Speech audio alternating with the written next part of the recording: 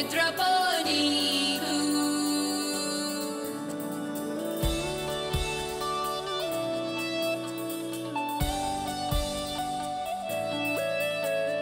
కలలకే రూపమిచ్చే పని నువ్వై సాగితే పంచభూతాలు నీకే రథమల్లే మారవా ఒంటరిని నేను అనకు తొంగి చూడు నీ లోపల దైవమే నీకు తోడు ఉన్నాడు నీ శ్వాసలా నమ్ముకో నిన్ను నువ్వే చెదిరిపోనీక నవ్వే నిజమై రావా ప్రతి కళ ఇదిగో నీ కోసం వచ్చే మేము సైతం గెలుపే చూపించే యజ్ఞం మేము సైతం నీలో వెలుగే చూసే మేము సైతం ఇదిగో నీ నేస్తం నీతో మేము సైతం నిదరే చూపే కలలే నువ్వు నిద్రపోనీకు నిజమే అయ్యే వరకు నువ్వు ఆగిపో మాకు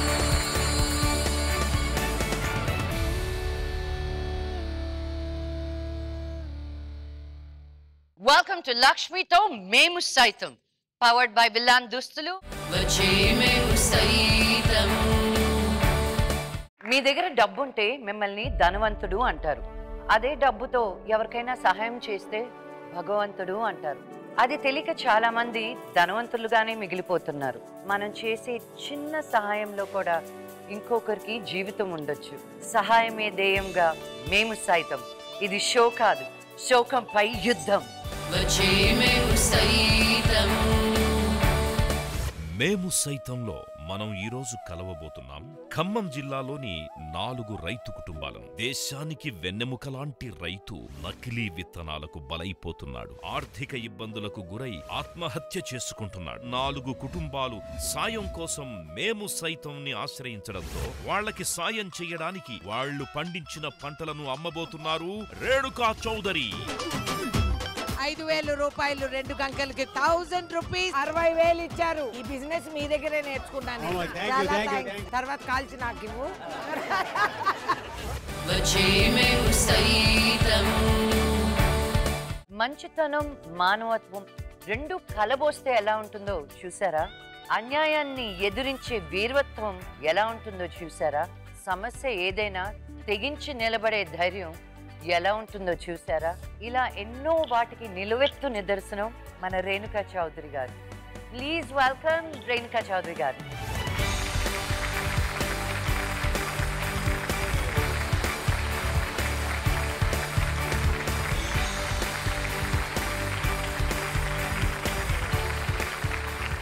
మీరు మేము సైతానికి వస్తున్నారు అన్న సంతోషం కన్నా నాకే ఒక ఫుల్ 3 hour సెషన్ మీతో కావాలి. I have so many questions. Right.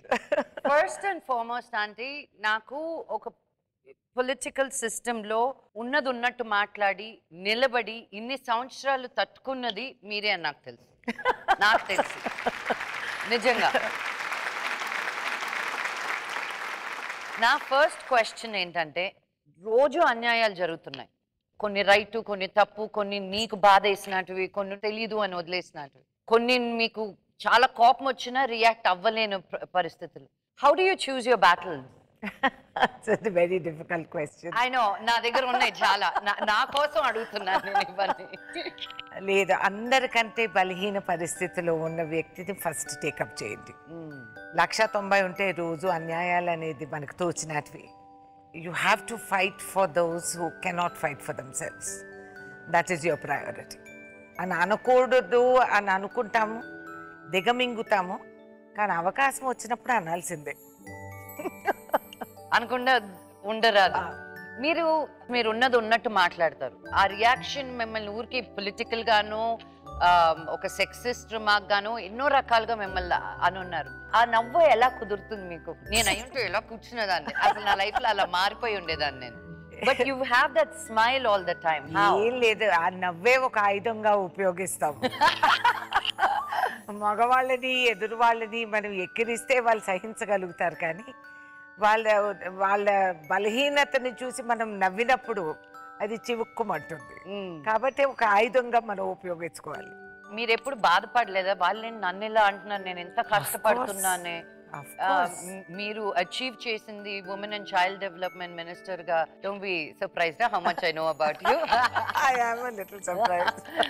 ఇన్ని చేసినప్పుడు మీకు ఆ బాధని తట్టుకొని ఎలా బయటకు వస్తారు? Because you're an inspiration for many. You've done so many sacrifices.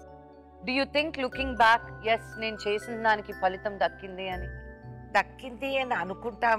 ఆ ఉత్సాహము, ఆ ఓపిక, ఆ నమ్మకంతో మనం ముందుకు సాగుతాం. అంతేగాని సాక్రిఫైస్ చేసింది నేను కాదు, సాక్రిఫైస్ చేసింది నా కుటుంబ సభ్యులు. వాళ్ళ అవసరానికి నేను లేనప్పుడు వాళ్ళు సర్దుకొని నడుస్తూ పోవటం ఇట్స్ నాట్ ఈజీ. ఆ పిల్లలు చిన్నప్పుడు వాళ్ళకి అర్థమయ్యేది కాదు, ఇప్పుడు నాకంటే చక్కగా వాళ్ళు అర్థం చేసుకుంటారు. So that's there. ఎప్పుడైతే ఒక జీవితంలో మనం చేంజ్ అనేది తీసుకురాగలుగుతామో అన్న నిజాన్ని మనం నిరూపించుకోగలిగితే then there is that satisfaction. ఎన్ని నష్టపోయినా ఏదైనా పోన్లే ఒకరికి మనం మేలు చేయగలిగామనే తృప్తి, అట్లీస్ట్ ఫర్ మీ, నాకు అది అనిపిస్తుంది. సో మీ ఫేర్వెల్ స్పీచ్ అన్నాను పార్లమెంట్ లో. I get a lot of kick అంటే మిమ్మల్ని చూసినప్పుడు. ఇన్స్పిరేషన్ ఒకటి పక్కన పెడితే, you give me that kick, come get them, go to them అని. 30 సంవత్సరాలు మీరు ఇండస్ట్రీ, 32 సంవత్సరాలు, over 30 years. How do you see, అంటే మీకు మార్పు అనేది కనిపిస్తుందా అప్పటికి ఇప్పటికి? బాగా. నా రంగ ప్రవేశం అప్పుడు అందరికంటే వయసులో చిన్నదాన్ని నేను హౌస్ ఆఫ్ ఎల్డర్స్ లోకి వెళ్ళాను. ఆ రోజుల్లో వాతావరణం వేరు. పార్టీ ఏదైనా సరే, అన్ని పార్టీ పెద్దవాళ్ళు కూడా నన్ను దత్తతకు తీసుకొని, పార్లమెంటు వైస్ డెప్యూటీ చైర్మన్ కూడా నాకు గైడెన్స్ ఇచ్చి, అసలు రోజు నాకు వాళ్ళు క్లాసులు పెట్టేవాళ్ళు. ఆల్మోస్ట్ నువ్వు ఇలా అడుగు, అలా అడుగు, ఇలా చెప్తే మంత్రి తప్పించుకుంటాడు. మా సిద్ధాంతాలని బట్టి మేము పోరాడేవాళ్ళం, వాళ్ళతో కూడా ఘర్షణ పడేవాళ్ళం. బట్ దేశానికి ప్రధానమంత్రిగా ఉన్న రాజీవ్ గాంధీ గారిని నేను హౌస్ అడ్జర్న్ చేపించేశాను ఎన్నోసార్లు. కానీ ఆ సౌమ్యత, ఆ పెద్దరికం, ఆ డీసెన్సీ, పార్లమెంటరీ డెకోరం అనేది అందరూ మెయింటైన్ చేసేవారు. నన్ను రాజ్యసభకు ఎన్నుకోవాలని అన్నప్పుడు నందమూరి తారక రామారావు గారు, ఎమ్మెల్యేస్ అందరూ ఉన్నారు. నేను అన్నాను, సార్ మరి నాకు అందరూ ఓటేస్తారు కదా, నేను అందరికీ డిన్నర్ పెడతానంటే ఆయన నన్ను ఇలా పైకి కిందికి చూసి, తమరు కాదు వారే మీకు భోజనం పెడతారని చెప్పి. అండ్ మనం ఈరోజు మాట్లాడాలనుకున్న సమస్య చాలా డీప్ రూటెడ్ సమస్య. ఫార్మర్స్ సూసైడ్ అంటాం, కానీ ఎందుకు సూసైడ్? కష్టం అనక, నీరనక, ఎండనక, వాననక తెలియకుండా వాళ్ళు అక్కడి నుంచి మన ప్లేట్లో అంత ముద్ద అన్నం పడడానికి వాళ్ళు పడే కష్టం ఉందే. ఈ సమస్య ఏంటంటే అన్ని రకాలుగా ఉన్నాయి. మళ్ళీ ఒక పక్క గవర్నమెంట్ ఫ్రీ పెస్టిసైడ్స్ ఇస్తుంది, ఫ్రీ సీడ్ ఇస్తుంది, హెల్ప్ చేయాలని చాలా చేస్తుంది, కానీ దానికి ఒక డైరెక్షన్ లేదా. మేము సమాజంలో యాజ్ సిటిజన్స్ మేము ఎలా హెల్ప్ చేయగలుగుతాం వీళ్ళని? చూడమ్మా, రైతు అనేది చాలా కాంప్లెక్స్ సిచ్యువేషన్. దానికి ఒక్క బ్లాక్ అండ్ వైట్ సొల్యూషన్ ఉందని నేను అన్ను. కానీ రైతాంగం, అన్నదాత అని మనం బిరుదిచ్చి వాళ్ళని పేరు పెట్టినప్పుడు, రాష్ట్రపతి కాడ నుంచి రోడ్డు పక్కన ఉండేవాడికి అన్నం పెట్టేది వీళ్ళే. అవును, రైతు చెయ్యి ఎప్పుడు ఇలా ఇచ్చిందే కానీ ఇలా చాపలేదు. అటువంటి రైతుకి తన సొంత కంచంలో భోజనం పెట్టుకునే శక్తి లేని పరిస్థితి. I'm sorry, I get upset.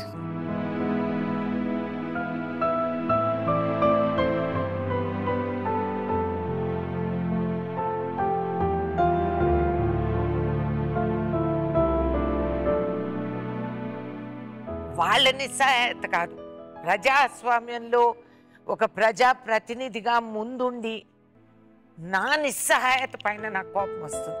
వడగళ్ళు పడ్డాయి మొన్న ఖమ్మం జిల్లాలో. నిలవ పంట కండ్లు ముందు పడుకుండిపోయింది. ఏం చేస్తాడా రైతు? మళ్ళీ బ్యాంకుకి వెళ్ళి అప్పు అడిగితే బ్యాంక్ మాకివ్వదు. మర్సిడీస్ బెంజ్కున్న GST ఎంత శాతం, మేము కొనుక్కుండే ట్రాక్టర్కి మాకు జిఎస్టీ ఎంత శాతం, మాకు ఇచ్చే సరుకు ఎంత చీప్ క్వాలిటీ, దానికి తగిన రేటు చూస్తే 3 రేట్లు. దీనికంటే బయట వెళ్ళి బజార్లో కొనుక్కోవటం మాకు మంచిది. ఆ విత్తనం వేస్తే అసలు పత్తి పంట ఎప్పుడైనా యాప చెట్టులాగా మీరు చూసారా, 15 అడుగులు 20 అడుగులు సరా పెరిగిపోయింది. ఖాతా లేదు, పోతా లేదు. కల్తీ సీడ్. మిర్చి సీడ్ మేము వేసుకుంటే అప్పు తీసుకొచ్చి భార్యలు మంగళసూత్రాలు పక్క ఊర్లో తాకట్టు పెట్టి పరువు పోకూడదని తాకట్టు పెట్టిన రైతుకి విత్తనం వేస్తే మొలవకపోతే ఏం చేయాలి? What do you do? ఎవరి దగ్గరికి వెళ్ళి తలుపు తట్టితే ఎవరు ఎవరు ఉద్ధరిస్తున్నారు? పైగా ఇది కాకపోతే బ్యాంకులు వచ్చి ఇంటికాడికి వచ్చి ఏం లేకపోతే తలుపు చౌకట్లు తీసుకెళ్ళిపోతారు ఆ బ్యాంకులు. భార్య గ్రూపుల్లో పని చేసుకొని రూపాయి కట్టుకొని భర్త ఎన్పిఏ అయిపోయాడని చెప్పి భార్య గ్రూపు నుంచి నువ్వు డబ్బులు వసూళ్లు చేసుకునే బ్యాంకులు కూడా ఉన్నాయా? సొంత వాడే శత్రువు అయ్యి వేళ రైతులు చనిపోతూ ఉంటే ఎవడు స్పందించక, గత సంవత్సరం ఖమ్మం జిల్లాలో నకిలీ విత్తనాలు ఇచ్చారని చెప్పి మేమందరం గొంతులు చించుకొని నేను గొడవలు చేశాను. పెద్ద బహిరంగ సభలు పెట్టి ప్రభుత్వ దృష్టికి తీసుకొచ్చాం, ఉత్తరాలు రాసాం, కంప్లైంట్లు ఇచ్చాం. మళ్ళీ ఏమైంది? వాళ్ళకే మళ్ళీ లైసెన్సులు ఇచ్చారు. వాళ్ళే మళ్ళీ మా జిల్లాకు వచ్చి మా పేదరికాన్ని మా నిస్సహాయతని ఎక్కిరిచ్చే విధానంగా విత్తనం కొనక ముందు భూమి దున్నే కాడి నుంచి మార్కెట్కి రైతు వెళ్ళే వరకు ప్రతి అడుగులో రైతును ఎలా దోసుకుందాం, ఎలా మోసం చేద్దాం, వీళ్ళని ఎలా కించపరుస్తాం, వీళ్ళ దగ్గర నుంచి ఎంత సంపాదించుకుందాం, వీళ్ళని ఎట్లా పీల్చుకు తిందామని విధానం తప్పితే నిజంగానే రైతు అన్నదాత అనేది ఎలక్షన్ టైంలోనే గుర్తొస్తుంది. అప్పుడు ప్రతి నాయకుడు వెళ్ళి మా ఊర్లలోకి తిరిగి వీళ్ళంతా అన్నదాతలు, మీకు ఇది ఇస్తాము అది ఇస్తామని ఏమి ఇవ్వరు. 3%, 11%, 22% ఇంట్రెస్ట్ కట్టుకొని పీల్చుకు తినేస్తారు. అప్పుడు రైతు ఏం చేస్తాడబ్బా? సైనికుడు ఏ విధంగా ఈ దేశాన్ని కాపాడుకోవాలని చెప్పి నిస్వార్థ సేవగా వాడు ప్రాణాలు త్యాగం చేసి వాళ్ళు ముందుకెళ్తారో, ఒక రైతు కుటుంబాన్ని కాపాడుకోవాలని చెప్పి ఆత్మహత్య చేసుకుంటాడు. రైతు పైన ఉండే భారం భార్యకి పిల్లలకి తగలకూడదని కనీసం అలా వాళ్ళు మిగిలిపోతారని ఆత్మహత్య చేసుకుంటాడు. తను పిలిస్తే పలికేవాడు ఎవడు లేడని అన్నదాత అని పిలిచిన వాడు తలుపులు మూసేసి ఉన్నది కాస్త కూడా తీసుకెళ్ళిపోతాడని అది మిగిలి పెట్టుకోవాలని ఆత్మహత్యలు చేసుకుంటారు. వాళ్ళకు ఉన్న పరిస్థితి. అంటే sorry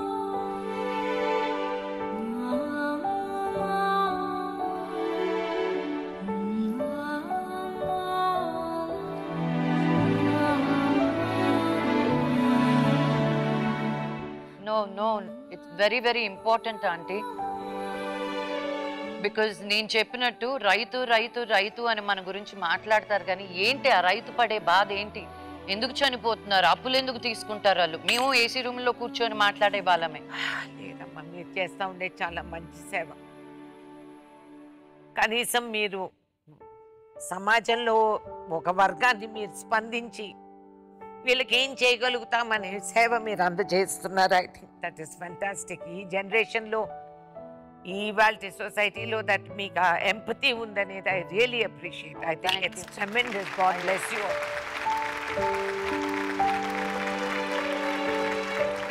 thank you, means a lot. నన్ను నానా మాటలనే వాళ్ళు ఉన్నారు ఈ షో చేస్తున్నారు. అనేవాళ్ళు అంటున్నారంటే నీలో ఏదో శక్తి ఉంది కాబట్టి వాళ్ళు తట్టుకోలేక అంటారు. బట్ మీరు ఖమ్మం జిల్లా నుంచి కొంతమంది రైతుల్ని తీసుకొచ్చామంటే మనం మేము సైతంలో చేయూత కోరుతూ వచ్చారు. వాళ్ళ ద్వారానే తెలుసుకుందాం ఏంటి జరుగుతుంది అక్కడ, ఎలాగ వాళ్ళకి మన షో ద్వారా మీరు ఎలాగా సాయం పడచ్చు. మీ పక్కన ఖమ్మంలో ఉండే రైతులకే కాదు, మీ ఊర్లో ఉండే రైతుకు కూడా మీరు అండగా ఉండి వాళ్ళ కష్టంలో మీరు భాగం పంచుకుంటే మీరు మీకే కాదు వాళ్ళకే కాదు దేశానికి మంచి చేసినట్టు అవుతుంది. సో ఆ రైతులను ఒకసారి పిలుద్దాం. ప్లీజ్ వెల్కమ్ అరుణ గారు, చంద్రవతి, మంగ అండ్ నాగేంద్ర.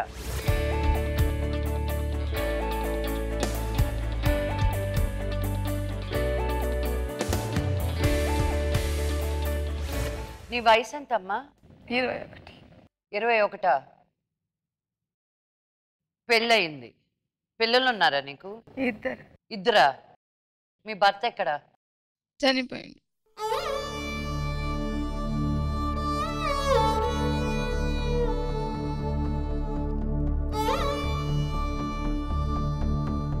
మీ భర్త వయసు ఎంత చనిపోయినప్పుడు?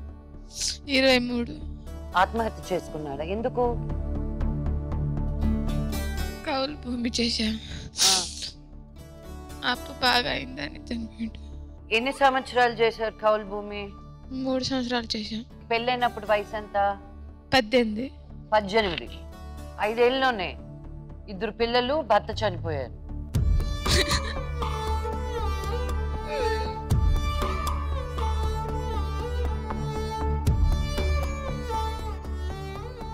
నీ పేరేం చెప్పలేదు నాకు. చంద్రావతి. చంద్రవతి. ఎంత చక్కటి పేరు తెలుసా?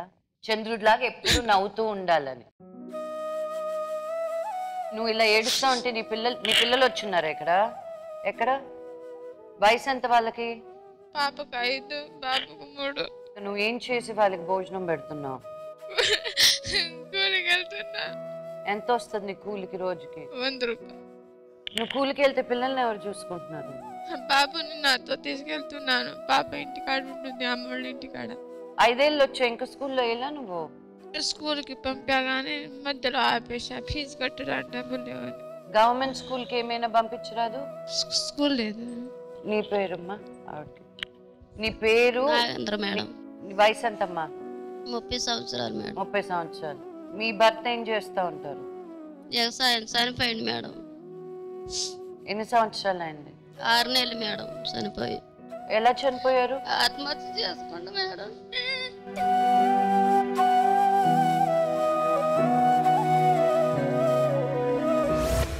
వీళ్ళకి ఏం చేసి మనం ఏం చేయగలుగుతాం అంటే ఐ ఫీల్ సో హెల్ప్లెస్ నిజంగా. విత్తనాలు నకిలీ ఇచ్చి మందులు కొడితే ఆ పురుగులు చావట్లేవు మేడం. ఆ మందు మేము తాగితే చనిపోతున్నాం తప్ప ఆ పురుగులు అంత చావట్లేవు. పత్తి నా అంత పెరిగింది మేడం ఈ సంవత్సరం. పత్తి మాత్రం ఒక సంచి కూడా నిండట్లేదు మేడం.